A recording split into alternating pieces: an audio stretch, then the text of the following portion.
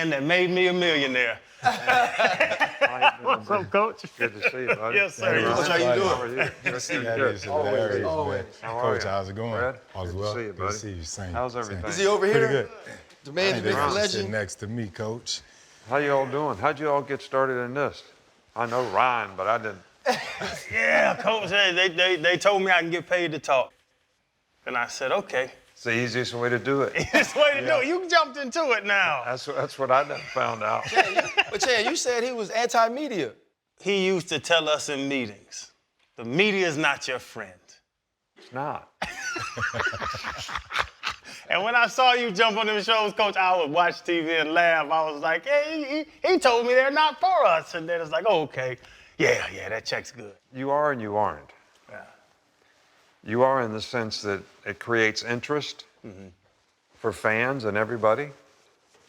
But there's also a side of it where they're going to judge you for almost everything that you do. And that's the thing that I never wanted to affect the players. You know what I mean? If you're getting criticized because you missed a tackle or you didn't do, something, or the quarterback played bad, I never wanted the players to get criticized and that affect who they were and their performance and that type of thing. So that's what I meant by that. Oh, yeah. But I it's great when you create interest and you talk about things, and like I didn't criticize anybody all year. And they want me to criticize people, and We won't do it. I won't do it, especially the coaches or the players. Because when you mess up, nobody feels worse about it than the player. Right. So why you gotta beat them up on TV? Oh, I do that, Coach. I don't know why you looking. Hey, I don't know why you looking at me. Hey, Coach, because I talk bad about him. Hold up, limitless. Take a stomach, got pinning it. I fought to hear to witness it. Get my people feeling militant. Way I'm feeling, get me up. On the mission, get me up. Knowing me, I got the key. Only vision I can trust. Limitless. Take a stomach, got pinning it. I fought to hear to witness it. The voice that everybody's hearing, the face that you see, is Coach Nick Saban, newly minted Hall of Famer. Congratulations, newly elected coach. I mean, Well, you contributed to that. You contributed to that. Fred, you did. So we got a little history, Coach. But RC, do your thing, and we'll get back to it. Yeah, this is Hall of Fame Coach Nick Saban. This is Fred Taylor, Channing Crowder. I'm Ryan Clark, Pivot Fam. Thank you for pivoting with us. Coach, I would have to bet that it was the easiest vote in the College Football Hall of Fame committee's tenure to select you to the Hall of Fame. When you took that first grad assistant job at your alma mater, could you have ever imagined that your career would have turned into what it did? Well, I didn't even want to be a coach. So I got talked into it by my college coach. I worked at my dad's service station working on cars.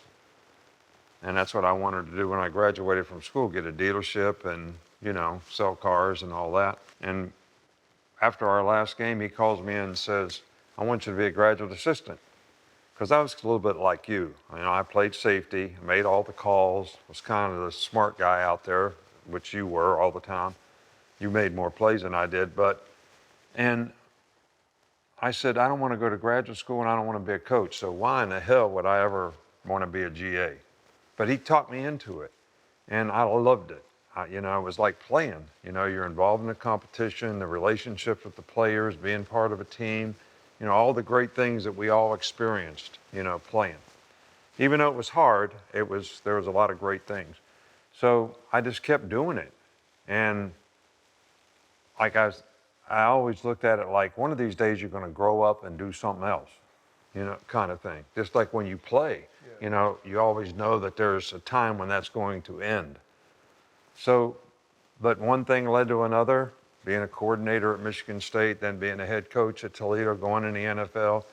So, and I loved 50 years of it. I loved it.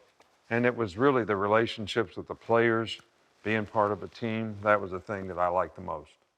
And Coach, the GOAT, greatest of all time. When did you know? Like, there's a point, Coach, ball. There was a point where you were like, I do this. You know what I'm saying? What point in your career, like you're saying, the DC head coach, was it LSU, Miami, back to Alabama? When was the point where you were like, I'm a bad man at this. I'm one of the best, or not the best ever, if you want to. I never thought of it that way. Almost like when I was coaching, it was like almost like when you're a player. The next season comes, and you got to go perform and be the best that you can be so you can keep your job. Well, I never worried about keeping my job, but I did have this sort of pride in performance that every year was like taking a new job because you had a new team, new leaders, new issues, new problems you had to solve on the team, whether you didn't have a running back or you didn't have a safety or you didn't have a linebacker or whatever it was. And you're trying to build to be that championship caliber team again. Sometimes you made it, sometimes you didn't. Sometimes you're unlucky, quarterback gets hurt, something bad happens. So I never ever thought of it like you accomplish something. I was never like thinking about the outcomes. I was always thinking about what do I have to do to get the outcome? And that made it fun. Just like when you play, if you think about, oh man, what if we lose this game? It's really no fun. But if you're out there being aggressive and playing to win, it's fun. Yeah. So, and that's kind of how I always so I never really ever thought about, it was always like, what's happening next? What's the next challenge? And there's always a bunch of challenges. I mean, as soon as one season's over, we'd win the national championship and it would be like even in 2003 at LSU. I'm meeting with, Marcus in the locker room about going out early, Michael Clayton, whoever it is, like 2 hours after the game. Because you're worrying about next year's team. Yeah. And I never really ever stopped to think about it. It was always the next challenge, the next game, the next competition. And now that it's all over, I don't think of myself that way. There's a lot of good coaches. We would never been able to do what we did if we didn't have a whole bunch of good people in the organization. I'm talking about coaches. And I never learned how to coach bad players to play good. Never. All right, so I always recruited my ass off so that we always had good players. Yeah. And that was the problem in Miami. We never had a quarterback, and we had Drew Brees there ready to sign, and the doctors failed him on a physical, and I was like, how did that conversation, Coach, how did that conversation go when you were trying to get Drew Brees and they failed him on the physical? Well, he was there. He was all set. I was in the locker room when him and Pep came through. That's exactly right. And the last thing before you sign a contract, you go get a physical. So I'm like, this is all done. And then they call me on the phone and say, we don't think he can play. But Dr. Andrews in Birmingham did his surgery and also did it on Culpepper. He did both guys. And I flew to see him because I wanted, before we ever went down this road, to see what his thoughts were because I had a lot of respect for him. He's an LSU guy. Yeah. All right. And I've known him for years. So I flew up there and talked to him, and he said, Drew Brees will be fine. He said, Dante is going to have a hard time because, he needs his mobility to be an effective quarterback, and I don't know if he'll ever fully get it back, because his knee was so messed up. All right, so here we go. So I'm saying, let's go get Drew Brees. He's a free agent. We got to trade for Dante. Better deal to take the free agent, still keep your second-round pick. They failed him on the physical. And they called me on the phone. Well, you can't call up the owner and say, hey, we're going to sign this guy and give him all this money. You guys probably know how much it was. And guy might not be able to play. Right. So I didn't want to get in that briar patch with the owner, so I just said, okay. But I actually regretted it because that year Drew Brees plays lights out for New Orleans. Crazy. Now, the other part about that is I actually had to call his agent and say, we had a deal, but he didn't pass the physical. And he said, oh man, Nick, he said, you can't tell people he didn't pass the physical. I'll never get him signed anyplace. And I said, nobody will know. How much time do you need? He said, like 72 hours. So I never told anybody. Nobody knew for 72 hours till he signed in New Orleans. Wow. Yeah, we can only imagine seeing Drew Brees in the Dolphins uniform. I can only imagine that would be crazy. Much like myself, we were talking earlier about me not contributing to your Hall of Fame. as a coach. Because you beat us, that's why. Well, Coach, first, if it were in this day and age where you can go as a recruit, in January, you go in early, I don't know if it would have made a huge difference, but when I visited Michigan State in '94, Coach Williams took me around. I had an amazing visit. I drank maybe one too many 8-balls, fell face flat in the snow. It was just too cold. So that was one of the major reasons I did not sign with Michigan State. I ended up staying home in the state of Florida. The weather was much better, the entire thing. But sometimes I often wonder what would it have been like if I played for Michigan State. Talking to Sad Irvin a lot. Same thing. Plexico, same thing. But the question I want to ask you, Coach, because you've coached well over 5 decades, you've touched upon many of young men. You've changed a ton of lives. And not just from them guys being able to go and create a financial, monetarily, but you've touched them in certain ways where they came in raw, uncut, unexposed to different things, coming from certain upbringing, and you've touched their lives and made them better men. How does that make you feel as you continue to? I don't know if Ryan remembers this, but we had this little pyramid that said, be a champion, and it was all about, team and, respecting the principles and values of the organization, being positive, being responsible for your own self-determination, working to dominate the competition, all those things that made you successful, but those same things would make you successful in your life. And that was always the number one goal of the program. How can we help you be more successful in life because you're involved in the program? Now, not so much in pro ball, because guys were already there, but in college, in terms of developing people, students, and graduating. We had 668 degrees at Alabama in 17 years. Do the math on that. But 98% of the guys don't play in the NFL. So, what are you going to do when you can't play? Even if you do play, what are you going to do when you can't play, which all you guys have done well. And then how many guys can you develop so they have a career as football players? But the thing that makes me most proud is, we have a Knicks Kids Foundation, which we had at LSU when we were there, and it's gotten huge, through the years. We had it in Miami. Nobody knew much about it because it was all just helping these kids organizations. But the number of players that were involved in that, like we built 22 houses for people who needed a home and all that kind of stuff. And the players would come and do it. And in fact, Miss Terry had 2 up on the scaffold working on the soffit. I said, you got to give him a job on the ground. All right, we don't need him falling off his ladder. All right, so, but I'm just saying now, we have lots of players who have foundations. And having compassion for other people and helping other people, especially kids, have a better opportunity to have a chance to be successful in life, how self-fulfilling that was. And then when they got out there and had some money, they did it.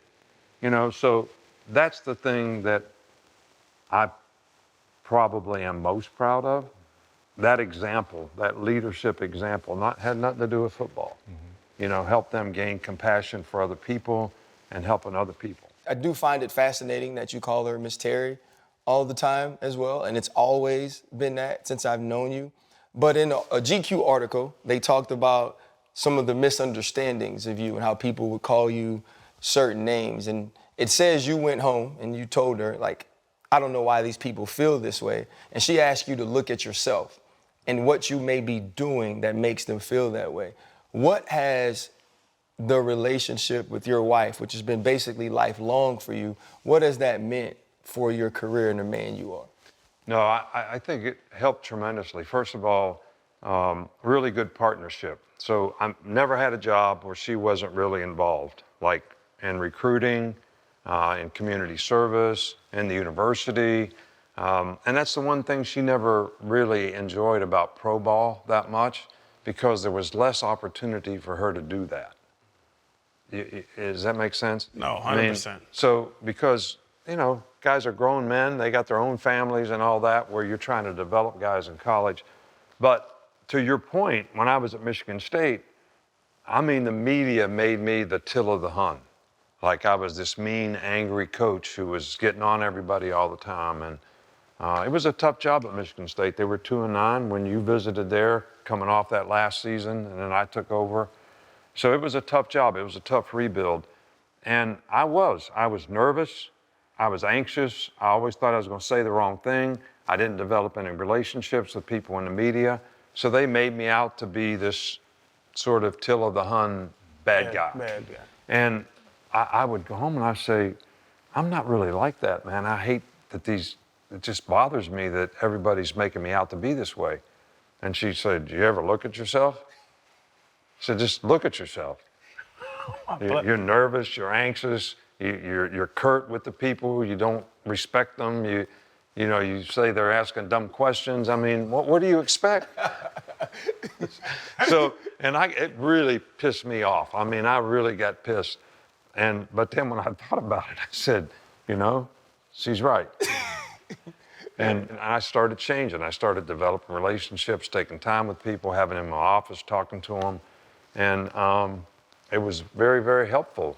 And that's one of the reasons I always had a really good relationship with ESPN, because I was one of the first to let them come to practice and do whatever they call those things where they, do the two-a-days and all that kind of stuff.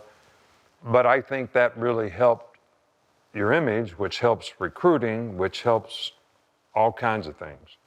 But she was a great recruiter, and that's one of the things that, in the end, the last year, we always have the parents over on Saturday night for karaoke and all the players on Sunday morning for breakfast when we're recruiting. And one day she came up to me and she said, why are we doing this? And I said, why do you say that? And she says, well, it's always been about relationships, but now it's just about how much money you're going to pay them. All right, so that was one of the things that she hated, that she wasn't developing relationships with the players and, having them over. And Coach, we got to get in the NIL stuff because the narrative is that you didn't like to deal with that. But speaking of Terry, I don't know if you remember this interaction in the bathroom. I was in the bathroom at a Dolphin facility, and I was playing on my phone. That little bathroom right by the front door by the team meeting room. Yeah. And you walked in, and I saw you through the crack because I was in the stall, and I knew it was you, and I said, I have to go out here. And I walked out, and I went to the sink, and I started washing my hand. I looked over, and I knew I had to say something to you. You're the head coach of the Dolphins. You're Nick damn Saban. And my first thought, but in all the meetings, you used to talk about Miss Terry. You talked about your wife, and she brought us cookies. She brought cookies to the team. Yeah. And, Coach, I looked over, and this is about 10 games into the season, and I think it was Buffalo running back, but I ended up giving up a third down catch to the running back on the option route. And this is Wednesday at practice, and I'm washing my hands. I look over, I say, hey, Coach, how's Miss Terry? And you looked at me and said, she'll be a lot better if you can cover her fucking back on third down. That's right. She wanted to win. But it always blows my mind. When you saw me, had to be 3 days later. That's what you thought about me giving up that 3rd and 7 when I asked you, how's Miss Terry? Yeah, you got to get off the field on third down, man. Hey, you can't win if you don't, champ. You cannot win if you don't. Because you even talked about how Miss Terry talked to you about being, more personable and embracing people. Were you always cognizant of how people looked at you? Because it seemed like you didn't care. Like all those media things, it seemed like you didn't care what the media or what anybody thought about you. Like, I'm trying to win games. You can take that and go. Did you really think about it? I'm gonna say daily, but was you cognizant of how people always looked at you? Not really, because I think that was somewhat of a problem for me later on in my career. Like, I would ask the coaches stuff, and they wouldn't tell me what they thought because they didn't want to disagree. Because they looked at me like, this guy's a really good coach. He doesn't really want to know what I think, but I really did want to know what they think. And I always thought I was more that kid growing up in West Virginia, and I cared about what people thought when I was a kid growing up.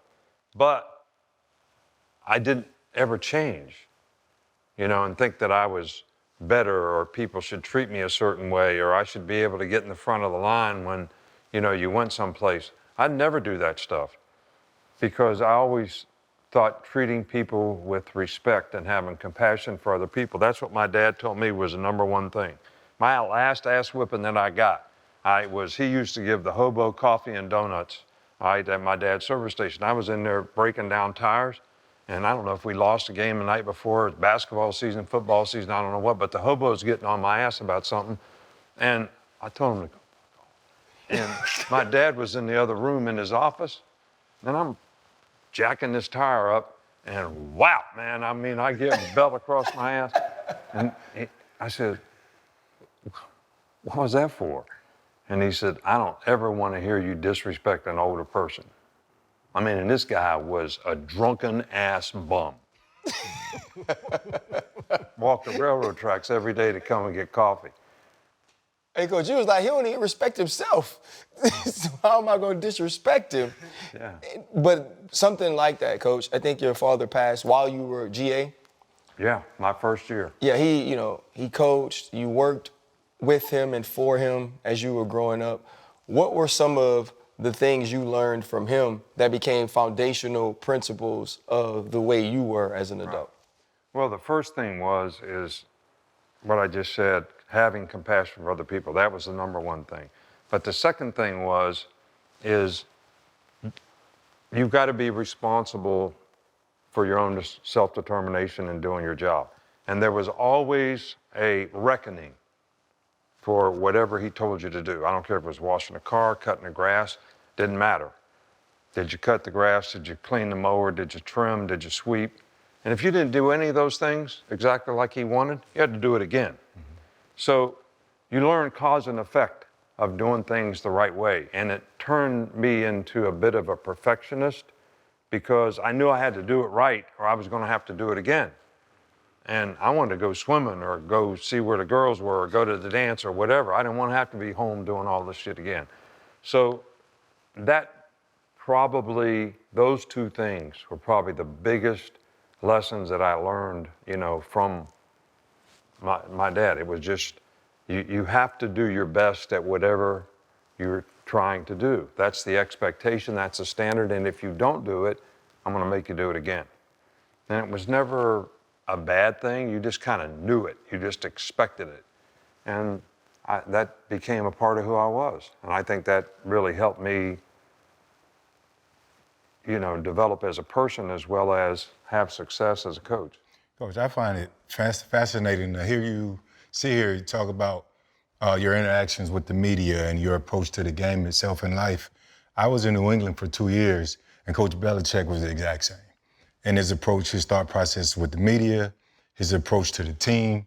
I called Ced Irvin before we started, know one of your players at Michigan State. He also coached in Bama under you, on your staff. Ced told me you gave the coaches and the players the exact same treatment. You were intense across the board, and you were very consistent, but you were also transparent. As a coach who's been extremely successful, what would you consider one of the greatest attributes that a coach would need in order to potentially be as successful as you? Well, I think I was blessed for whatever reasons to never have what I call relief syndrome, which is human nature. When you have a big win, you're kind of relieved and you let your guard down a little bit and you think, I should have the opportunity to celebrate my success, and you let that carry over into the next challenge, and it starts affecting habits and performance and all that stuff. I just never had that. It was like, we won a game, we lost a game, 24 hours later, I was like trying to do the next thing. And I think that's a part of human nature that if you're going to be a successful coach, you can't be that way, and you can't let your team be that way. Just like Ohio State. They beat Texas. Probably those are the two best teams. That doesn't mean they're going to win this game. But how much are you relieved that you won that game, and how does that affect your preparation for the next game? Does that make sense? Makes total sense. I never had that. And when we won, I was in the middle of everybody's ass. Right. And when we lost, I wasn't so much. I mean, I was corrected people and all that, but I knew the players already were humiliated by the fact that they didn't win, at least from a sports perspective. But yet, when you win sometimes, people have a much harder time dealing with success than they do failure. Most of the time when people fail, they want to change. They want to do whatever they have to do to make it right. But when you win and you have success, you feel like, I should be able to celebrate this. And our society actually promotes that. Like, you know, if you sell 20 cars at our car dealership this month, you get to go to the Bahamas for a week. I mean, what are we saying? If you have success, you get to celebrate it. Well, in sports, you can't do that until you win the championship at the end of the season, then you can go celebrate. Because if you're not ready for the next challenge, you're going to have a problem. And just like we won 19 games in a row twice at Alabama.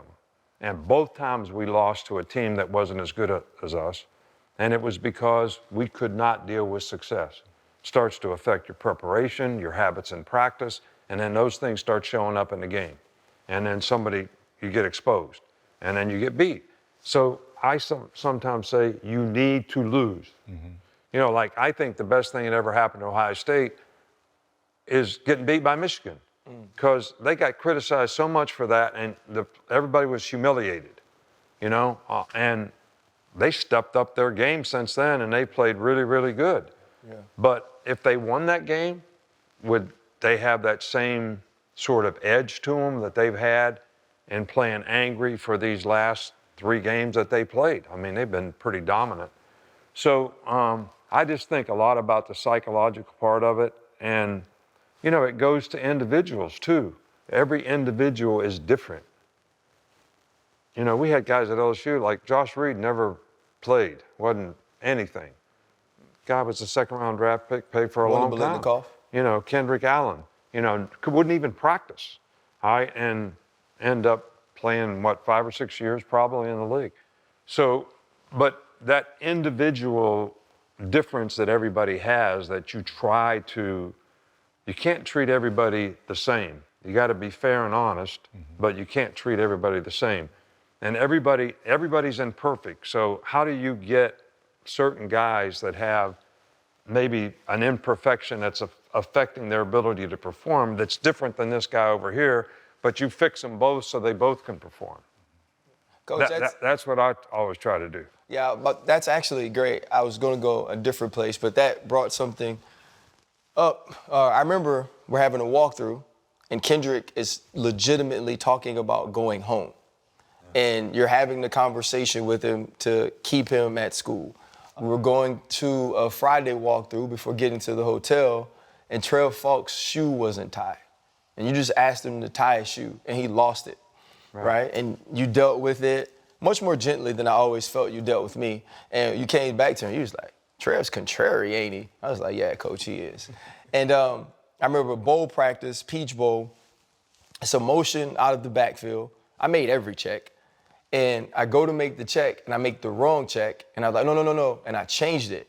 And you were starting to correct me. And I was like, I got it, coach. And I kind of like cut you off in the middle. And you absolutely lost your mind on me. I took my pads off. I remember I took my pads off and my helmet, and I'm walking off the field. Carlton Buckles was like, RC, you know, you're a really good player. You got a chance to play the league. Don't do that. You brought me in the office the next day, and you say, look, a lot of times when I'm talking to you, I'm talking to everybody around you. You said, because I know that you can deal with what I'm saying and continue to play. Not everyone can do that. Right. How were you able to learn to deal with the individual personalities and people, yet still treat everyone fairly? Well, I don't know if you remember Dr. Rosen. So I've always had this great appreciation, which I don't think a lot of coaches do, for psychological disposition of people and their ability to compete. I mean, I think as coaches, we look at physical ability and talent, but sometimes we don't look at the mental aspects of what it takes to be able to bring the talent to fruition. You know, talent is not talent if you can't use it, and some people can't use it because of how they think, you know, what their hardwiring is or whatever. So I always had, Dr. Rosen was a psychiatrist.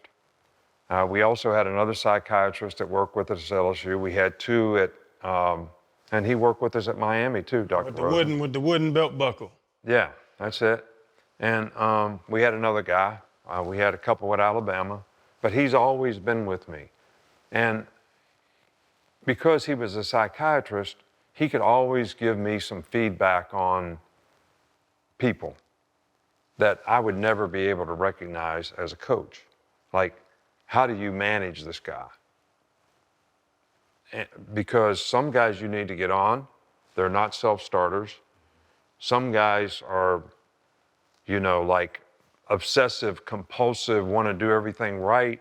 Well, you don't want to get on that guy.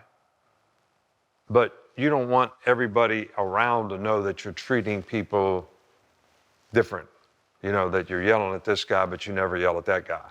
Right. Does that make sense? Or you're getting on this guy or whatever. So he's the guy that always gave me some information and insight into what's the best way to coach this player. And that was very helpful, you know, to me. But now sometimes the players didn't understand that. Like just like the example that you used. Yeah. You know, I knew that you knew what you were doing and you can make every check and you were the smartest guy out there and we needed you to do it. But I couldn't treat you like you were my pet.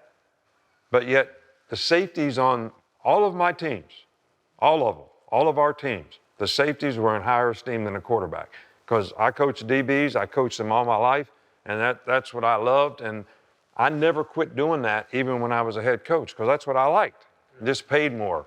The head coach got paid more. All right, so Yeah. I did both. And so I always had a great relationship with those guys because that's who I interacted with the most. And not the corners, even though I coached the corners, but the safety told the corner what to do most of the time. Oh, So, but that's how I figured it out. You know, Trev Falk, I mean, he came to our camp at Alabama for years, you know, while he was coaching, because we had a great relationship, but not that moment. Right. But everybody kind of learns that you really do have their best interest in mind and you're trying to help them develop. And some of it is how do you manage adversity? Mm-hmm. Yep. You know, that because you're always going to have it in sports. Yeah. There's no game that you play, there's nothing where things always go right. You know, they're going to go wrong and you got to play the next play and you got to be able to respond to it. So, What do you do if a guy brings a stripper to a rookie show? What's the reaction to that, Coach? we did it. It happened. So it's the most told story on the pivot about Nick Saban, Coach. And we've only heard it from one side. It's the rookie show. It's Channing Crowder's time. He's going to bring the house down as the closing act. the closing act. And when strippers come out, Coach. Randy McMichael was running the show. You know, Miss Terry don't know this shit happened, so you sure we got to be talking about Coach, I assume Miss Terry, like me and Miss Terry had a good relationship when I was playing. She gave me the cookies, so I used to take the cookies to the linebacker room. Coach, if she knew you did this, you wouldn't get the cookies. Coach, what were you thinking? Like, you're in the league now. It's different than college.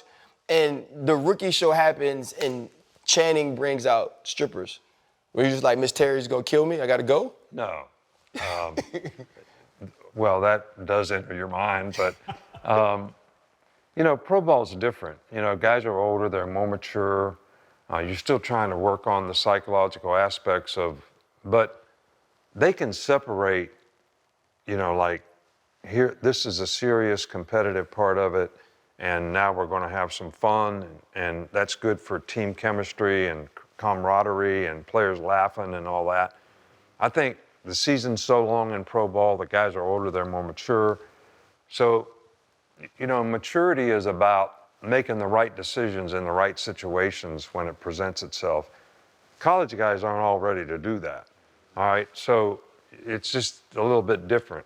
So I just kind of took it in stride as a part of this is part of it.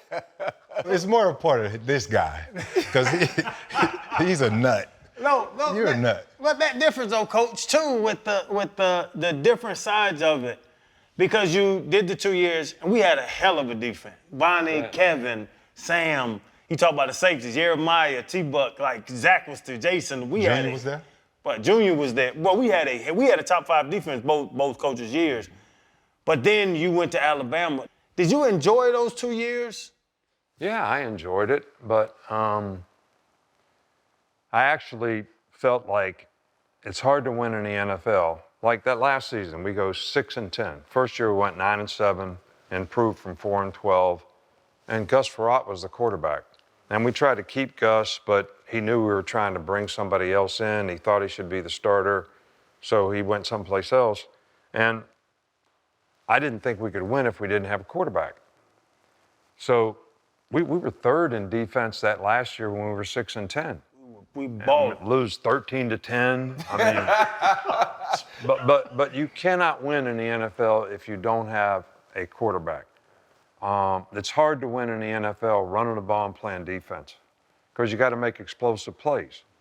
And I thought we had a much better team the second year than we did the first, but we couldn't win because, you know, Dante went on IR after 3 games because of his knee. Then Joey Harrington played, and we were like 6-6, and then he got hurt. And then we played Cleo Lemon. Yes. And Cleo was a good guy and all that, but hard to win. Because me and Cleo still talk this day, our wives talk. And he's a punchline with me. I'm like, I played with Cleo Lemon and John Beck. And I bring up the guys. Even after you left, I bring up all those guys. Coach, I got to ask you, in the bubble, do you know they call it the Nick Saban bubble?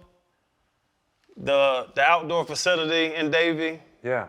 Is that the story true that you made them build that bubble? Yeah. You told them I have to have a bubble. I told Wayne we should have a bubble. And they still call it to this day the Nick Saban bubble. So we're in the bubble. I heard they tore it down. They took it down now because Stephen Ross moved the facility right there by the stadium. They got great facilities. Oh, I was just there when we did the Orange Bowl. That place is phenomenal. Coach. Phenomenal. Yeah. And that hospital right next door is a great thing for the players. You get hurt, you're right in there, get MRI, CT scan, whatever you need.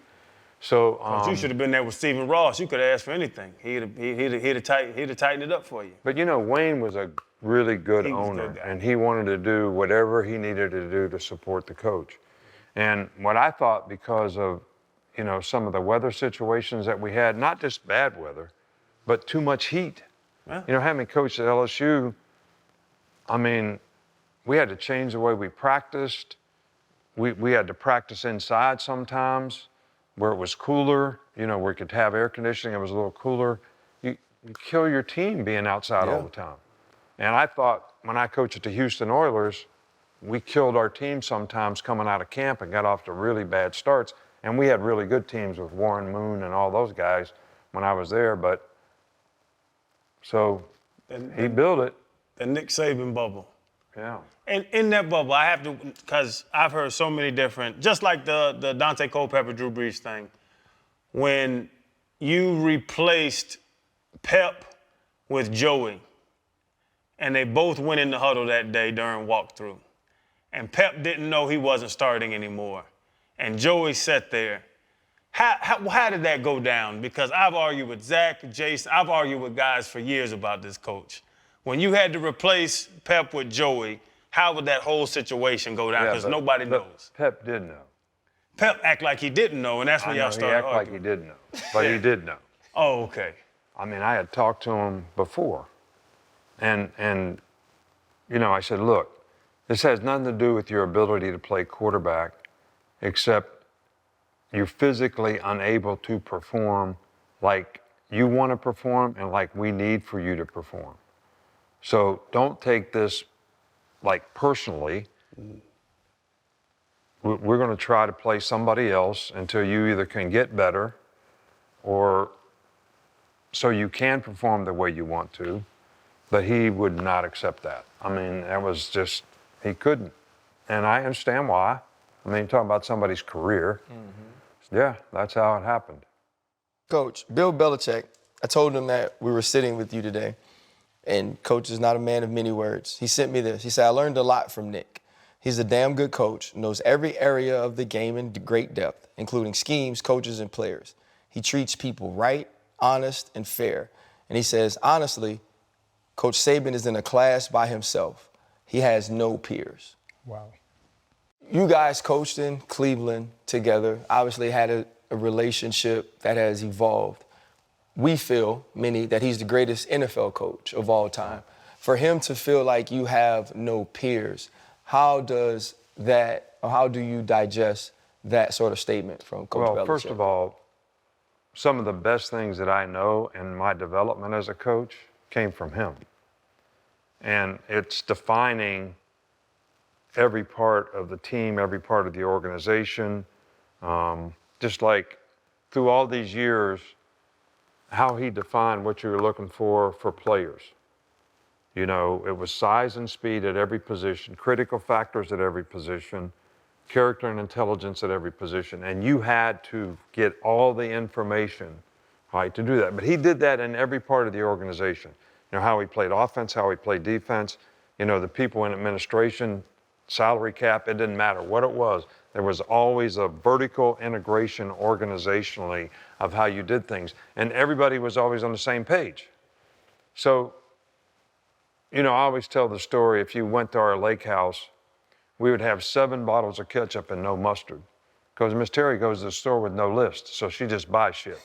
All right, so that could never happen with Bill Belichick because he defined, when we went and worked out players, I mean, if you weren't 6 foot and weighed 180 pounds and run less than 4.5 to play corner, now there was an exception to that. You know, Aaron Glenn was one of them, you know, that I went and worked out and we liked him. But that's what he wanted at that position. He wanted bigger guys that he thought were more durable, they were longer, they could play more physical. But every position that was defined. You know, DB, 3 things DB had to be able to do. Tackle, play man-to-man, play the ball in the deep part of the field. All right, so you could evaluate 25 things, but those 3 things were like critical factors that were fatal flaws. And if you couldn't do those things, that was always going to hurt the team. So when you looked at the film to bring a guy in, I don't care if it was at Alabama or wherever I coached, since I coached with him, we didn't recruit that guy. He might have been a 5-star. Josh Jacobs had no stars. Yeah. But he fit what we wanted as a running back. And so Damian Harris was a 5-star. Josh Jacobs was first team, Damian Harris was second team. Yeah. Josh Jacobs got drafted in the first round, Damian Harris got drafted in the third round. Played on the same team at the same time. So, but all those things that I learned from Bill, that's just an example, made me so much better coach. Whatever he's saying, he developed. Wow. That's the way I look at it. And, you know, that was a hard job we did in Cleveland. Now, they were really bad.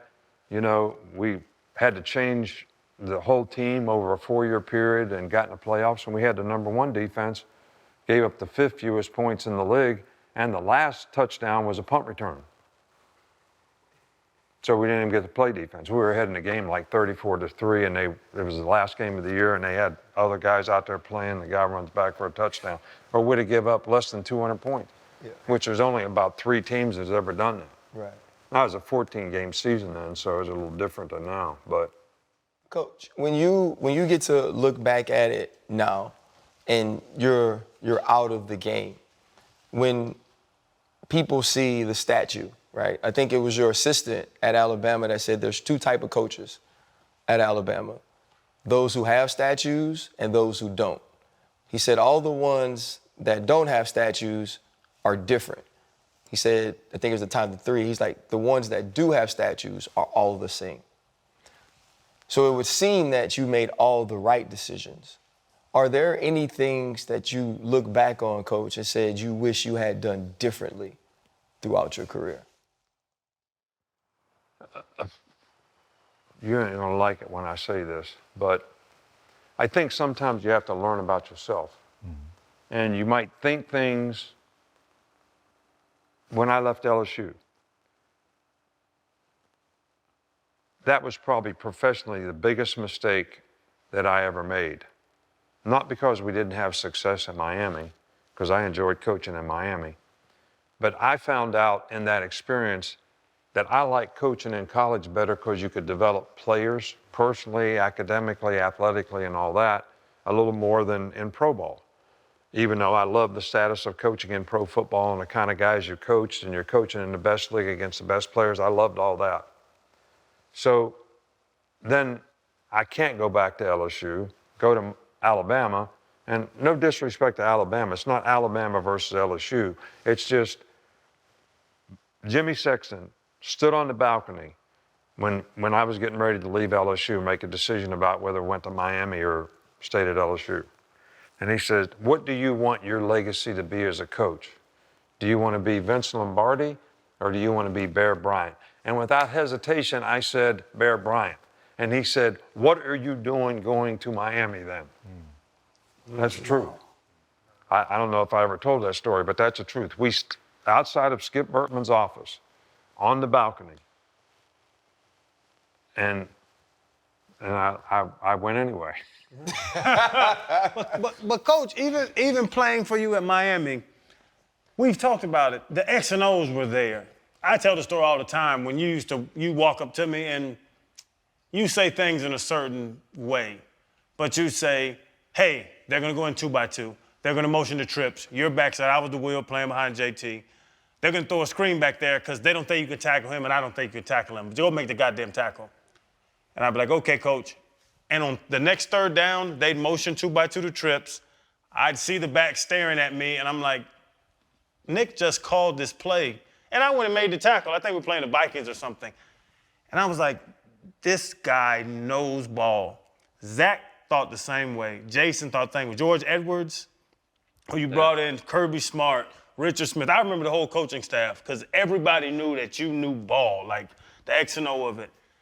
Was it the personalities in the league, that them older guys? Because you're saying like developing of guys, but I remember you and Keith Traylor arguing. You and Zach got into it because Zach kept changing your defense. Was it that made the league not good? Because you could do X and O football with anybody in the world. Was it that veteran guy? Because you were only 40-something. There were guys on the team that were 38 years old. Yeah, well, it wasn't that. It wasn't coaching the players. It had nothing to do with that.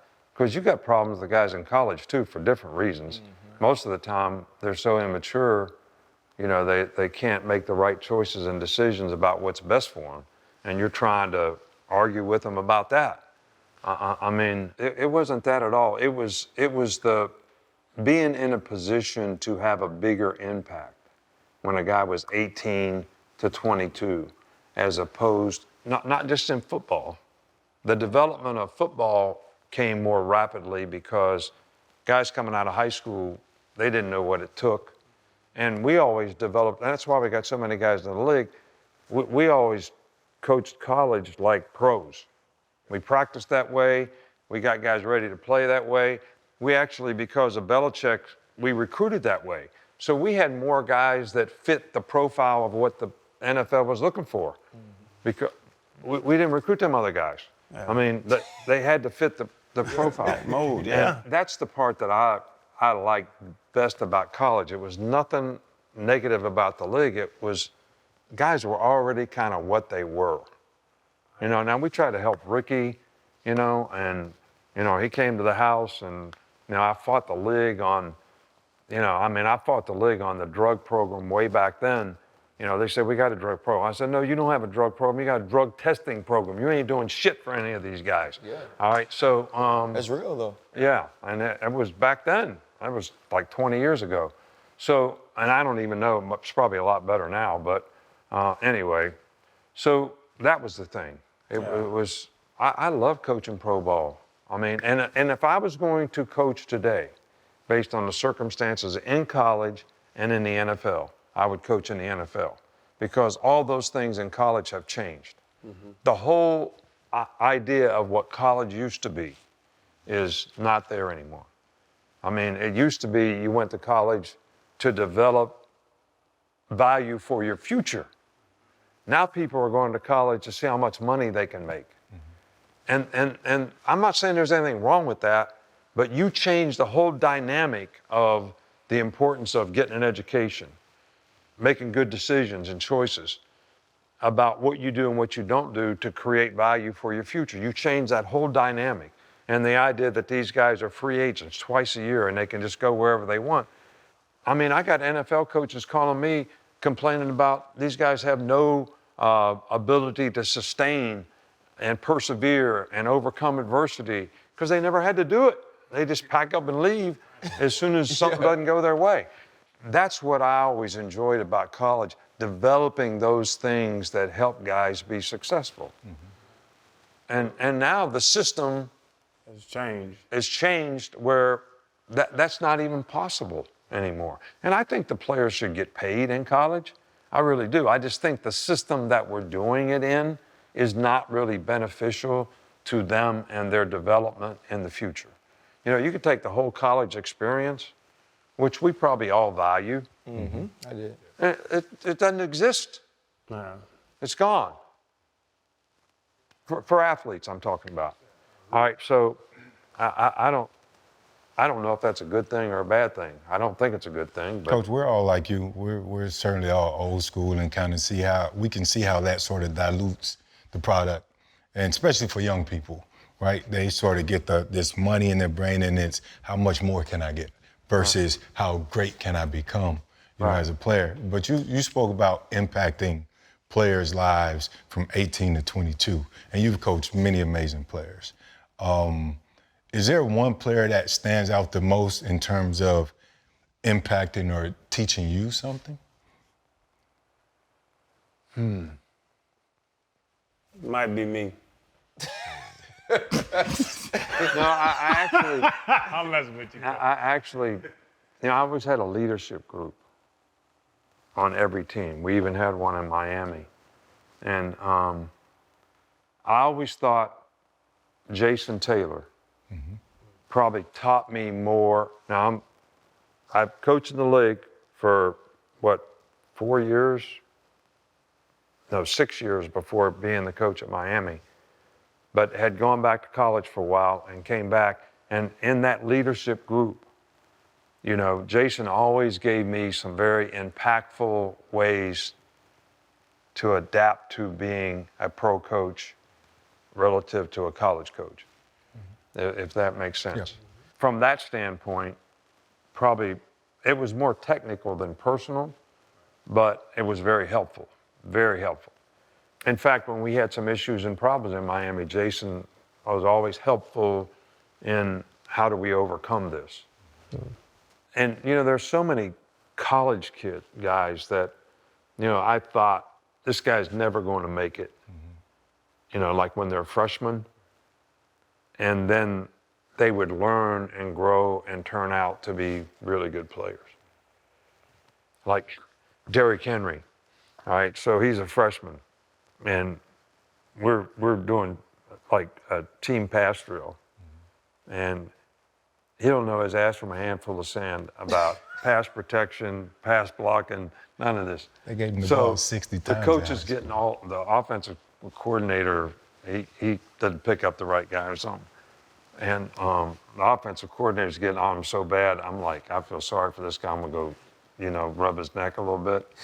And he looks at me and he says, Coach, he says, I don't know anything about any of this shit. He said, all they did in high school was turn around and toss me the ball and tell me to run with it. That's all I know about football. So can you all have a little patience?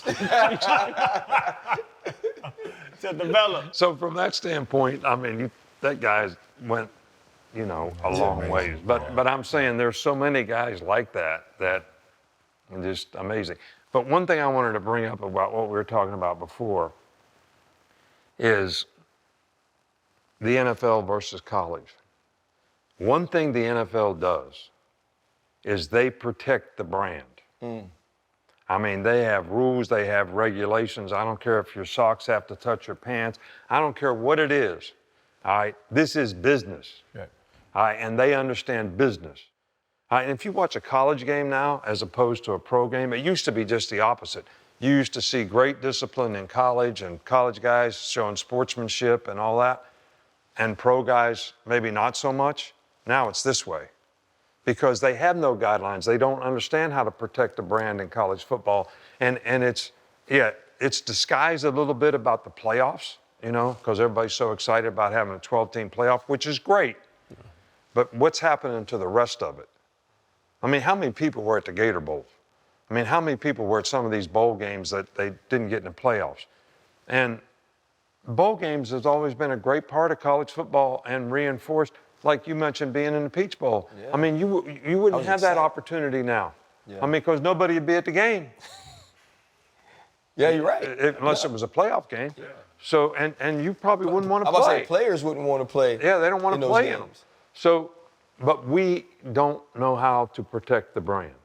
And just like even the SEC, how many guys grew up saying, all you guys play in the SEC, right? Yeah. I want to play in the SEC. Yeah, definitely. I heard that 20 years in recruiting. You know, I want to play in the SEC. Ain't nobody saying I want to play in the SEC now. They're saying how much you paying me. Yeah. So you lose all that. You know, there's some kids that grew up wanting to play at LSU. There's some kids that grew up wanting to play at Florida or Alabama or whatever. It's not how much you gonna pay me. All right, so you lose all that sort of legacy and tradition that has made college football what it is. I mean, Coach. But we have to learn in college football how to protect the brand. They have done a great job of that in the NFL. I'm gonna get off the subject for a little bit. There's an old clip of you saying that when young guys would come to your house to date your daughter, you would ask them what they played because you wanted to see what sort of competitor they were. As you've gotten older and, you know, now you don't have to do that anymore, have you softened? Are you a soft grandparent? You know, are you like one of those guys that's just like, hey, you can have whatever you want? I mean, how many kids you got? I got 3, 2 girls. 2 girls. Right. Okay, how old? My girls are 25 and 20 now. Okay, so you went through this. Yes. All right, when them boys are coming knocking at the door. So when they come in, the doorbell rang and Kristen had a date, everybody ran to open the door because they didn't want me to open it. Because if I opened it, first thing I'd look at the guy and I'd say, what do you play? Just intimidate the shit out of him. All right?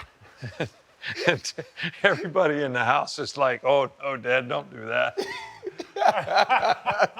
So what if they didn't play nothing, Coach? What's that? What if he didn't play anything? What if he was like, I was in the band? Well, I wouldn't, I'd still invite the guy in, but he knew I was like disappointed that he wasn't a competitor. So She has children now, married. How did the husband break through? oh, he's a good guy. I mean, you know, they're all great. Is he a competitor? And but the grandkids, They're competitors. I don't know if I can hold them to the same standard because I just melt around the grandkids. Exactly. And their grandpa's a multi-millionaire. I just melt Coach, around the grandkids. For you now though, in this space of retirement, you know, they mentioned the media part of it, and I wasn't around for whenever the nothing speech started. Can you tell me kind of the origin of that and how that became a thing? Because you know it by heart. It wasn't something that you had to try to recall. And then the entire crowd of college football, of college game day, starts to get into it. Pat McAfee's into it. What was sort of the origin of those principles that went into that speech? I don't know exactly which streak we were on, but it was me like chewing the players out for feeling entitled, you know, because they won so many games, or maybe we won back-to-back championships and it was the next year and everybody was complacent, and you know, complacency builds this blatant disregard for doing what's right, so you got all these issues and problems popping up all the time. So that's where it came from, you know. If you wake up in the morning and you feel entitled, what are you going to get? Nothing. I mean, that just went on and on and on. It's so funny listening to this. It's crazy because I'm getting flashbacks of playing for you. The low achievers and high achievers, they don't blend well together. That's right. Coach, you're still one of the best in the world at this. You can't just hang it up, man. I did, You're done. There's a job open in Dallas. There's on all levels. There's college jobs, there's NFL jobs. Hell, Man, I'll get you a job down I here. want him to get that job. I'll get you a job down here, coach of high school if you want to, coach. You're done. Flat out done. You'll never coach again. I don't think so. I mean, you know, the last year, you know, when we lost to Michigan in the playoffs, that was one of the hardest years I ever went through, you know, as a coach, because we started out really bad and got better as we went, because we had kind of a younger team and the quarterback got a lot better. And it was just a really, really hard year. Probably didn't have maybe as good a staff as some of the ones before, so I felt like I had to do more. And I honestly felt at the end of the year, like, you're gonna kill yourself doing this. I mean, I really did feel that way. So, and it wasn't name, image, and likeness. It wasn't the changes of college football. It wasn't the players. No issues with any of that. I just really felt like if you keep working like this, you're gonna kill yourself. And I can only do it one way. All right, it's like some people don't work as hard. Some people don't stay until late at night. But that's how I learned how to do it. That's the only way I know how to do it. But once you get a little older, it gets harder to do it that way. I'll bet you if you asked me that question and I wasn't involved in sports, ESPN, game day, doing the draft, I'd probably say maybe. But doing this, I'm still involved in ball. And I like it, and it gives me something to do. I don't think I'd be happy if I didn't have something to do. Mm-hmm. So, and the difference is, and it's almost enjoyable, when you coach your team, you're kind of looking at everything through a straw. You know, your team, who you're playing that week, and that's it. You're not thinking about what's happening at Colorado or Oregon or whatever. But doing TV, you'd look at the whole thing from 1,000 feet, where you're seeing everybody and you know all the players. You know, I would have known Scatterboo from a load of coal if I was coaching Alabama. All right, but I have an appreciation for that guy and the kind of competitor he is because I watched him play all year. Absolutely. All right, so that's kind of fun to have a little different, you know, approach to it. And then when I do the draft on ESPN, I did it exactly like we did it in Miami. When we picked your ass. I got the call, Coach. I appreciate you. Right, that's all we look for is the call, right? Coach, I have the honor of asking you what I ask all of our guests. For me, just an extreme admiration for you and all that you've done. But the question is this, in life, what's been your biggest pivot in life? That's that one moment that if that didn't happen, you wouldn't be who you are. Wow, Fred, you asked some hard questions. You know, your partner in life for 53 years, I mean, and how that's worked for you with your children, your family, and all that's got to be the most important thing. Mm-hmm. From a coaching standpoint, probably for me was leaving LSU, going to Miami, finding out that about myself. Because I always thought that being a head coach in the NFL was the ultimate goal that I had. That was it. That's what I wanted to do. And when I did it, and because we couldn't control the variables, because you got a salary cap, we're $17 million over. We got the oldest team in the league. You got no draft picks because they gave them all away for Ricky Williams. So it's like, how are you going to build this team? You got no quarterback. But it was a challenge, and we made it better. But yet I felt like you couldn't control the variables. So I went back to college. That was, from a professional standpoint, that was probably the biggest turning point for me. And then I was satisfied to be at a place for 17 years, which I was never satisfied before because it was always climb the ladder. Yeah. And I was satisfied to be, that place. And that was that was really good and different in a way. And then financially, getting in business is, having these Mercedes dealerships and all So that that. S63 2025 I just bought for all that money, I could have got a discount?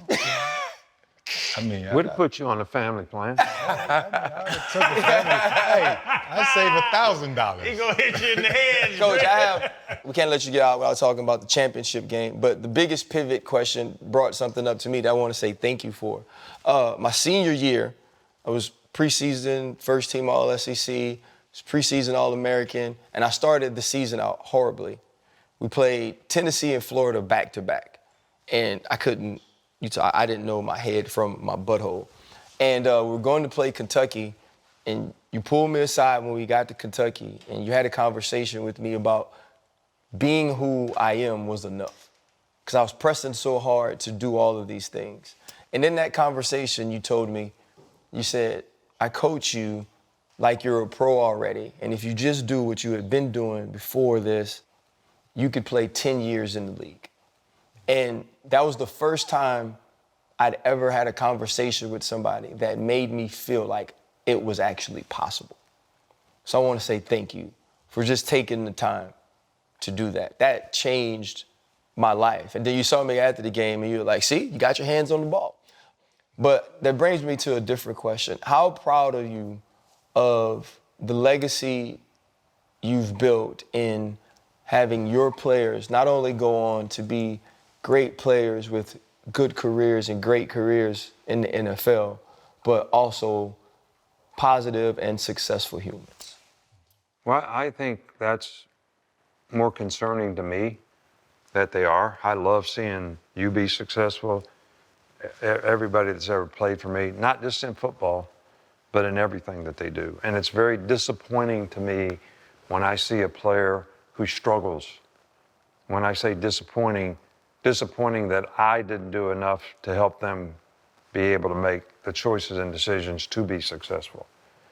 But I think one of the things that I always see affecting players, it's expectations, which is exactly what you just hit on.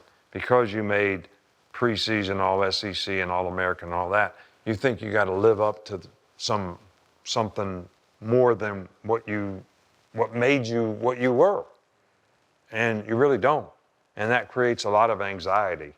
And that anxiety affects you emotionally, and emotionally you don't make as good of decisions when you just play free. And we've had a few guys, in that boat. You talk about a lot of guys, quarterbacks that have great rookie years and then they struggle the next year. Well, it's because the expectation went up. So the anxiety, they let it affect them. The anxiety went up. They feel like they got to make more plays, do more things, and then it affects their judgment and decision making, and all of a sudden they're not playing as well.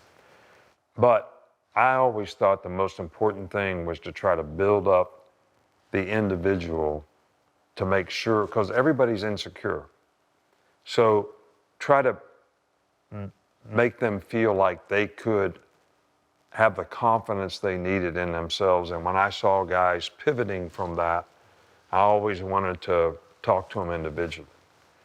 I spent more time talking to individuals than talking to the team, because I always use the statement, there's no I in team, but there is an I in win. Because the I stands for the individuals who make the team what it is. Mm-hmm. And that's how you win, getting all the individual people on your team. I mean, it's just like nobody that's really not smart.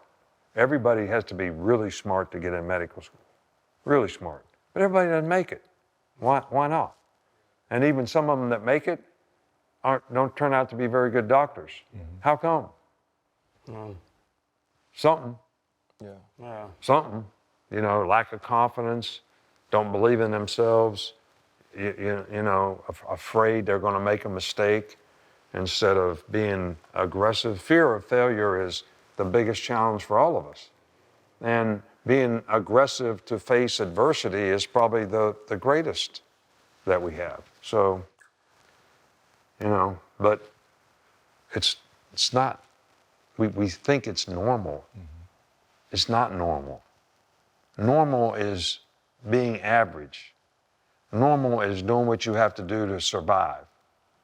I mean, all of us made an A at some point in our growing up, took 2 weeks off, and made a C on the next test, and was satisfied to have a B. Yeah. That's normal.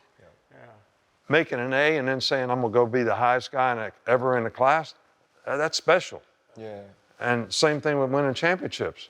I mean, normal is do what you have to do to get by. Special is doing everything you have to do to be the best you can be. And you got a whole team of people do that, then you win a championship. That's special, it's not normal. But a lot of times people think because you have talent, you're special. Not necessarily. You talked about championships, Coach. I obviously have a vested interest in the national championship this year. My son Jordan plays for Notre Dame. You mentioned how well Ohio State has been playing in these playoff games after losing to Michigan. How do you view the national championship game this year? I think Ohio State has a very talented team, and I think they have played, very well in these playoffs. How will they respond after the last win?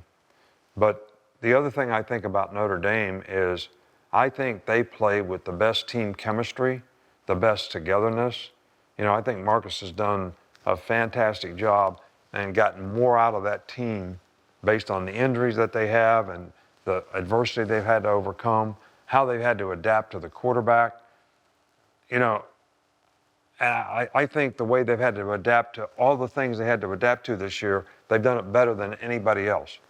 And I think because of that, they've just shown a resiliency, like all the turnovers they got. 31 turnovers. I did a thing on 31 turnovers for over 5 points a turnover, and 10 points a game if you break it down by game. I mean, they're just do all the things you need to do to be able to put yourself in the best chance to win, and they haven't beat themselves very much. So, who has the best talent? Probably right now, Ohio State, but I think team chemistry can go a long way to helping you have a chance to be successful in very challenging situation. So I played all these championship games, man. Sometimes you play great and sometimes you play really bad. Yeah. And it's like, how come? And I could usually tell when guys weren't focused on the right things. They were more interested in bringing attention to themselves. We got a rule, you're not allowed to have your shirt tail out. They're going to have their shirt tail out. Right. I'm like, what? You don't know that's a rule, first of all. Those lights. Yeah, I know it's a rule. So you're saying it's a rule, but then I'm going to say, to hell with the rule, I'm going to do what I want to do. So when you go play your position and the guard pulls and you're supposed to jump over, you're going to say, I'm going to jump over, or am I going to go do what I want to do? I mean, what's the difference? Everybody thinks that you learn discipline on the field. You don't learn discipline on the field. You learn discipline every day of your life, and you take it to the field. Just like, do you develop strength on the field? No. No, you develop in the weight room and all that and take it to the field. What's the difference? I don't know if you see me smiling, but these are the same speeches I got 18 years ago. Bro, you are consistent. it ain't changed, and you needed every one of them. Thank you so much, Coach, man. We appreciate you. This was amazing. Channing, remember early he said don't change. Boy, Stay consistent. Yeah, I just stay that Coach, way. there was a kid on the team this year, though, that said because of that sort of discipline, the no shirt tails and all of those things, they felt like they didn't need as many individual player leaders in Alabama, but they said now that that was gone, that they needed more players to step up and uphold that standard, be the persons or the people that talked about discipline, because it was just kind of set in the rules and the culture that you would be a certain way. Yeah. You know what I mean? But there's two things about leadership. You can have good leadership on the team, but then the players on the team don't respond to the leaders. And they're good leaders, but the other guys don't respond to them. And then you can have to where you don't have great leaders, but these guys are trying to do everything they can to make and do what the leaders want them to do. And, sometimes that chemistry, but I think Notre Dame's got really good chemistry that way. Yeah, no. So- Marcus Freeman's amazing. Coach, who We've was been your, up there, I'll yeah. put you on the spot, Coach. If you had to pick one player, your favorite player to ever coach at Alabama, who would it be? Favorite player to ever coach? It was some Alabama. dogs in Alabama now. Yeah. I don't know. Julio was great. Derrick Henry. Tua, I always liked Tua. Rolando McClain. Yeah. He could go. And the other one I always liked was Reuben Foster. Monster. But I like the guys that were always in my office because they were screwing up. So I got closer to them, You're right. So I was We had saying- more conversation. We had more conversation. That is funny. I hit your office once or twice, Coach. Hold up, limitless. Take a stomach, got pin in it. I fought the head to witness it. Got my people feeling militant. Way I'm feeling got me up. On the mission got me up. Knowing me, I got the key. Only vision I can trust. Trust, limitless. Take a stomach, got pin in it. I fought the head to witness it. Got my people feeling militant. Way I'm feeling got me up.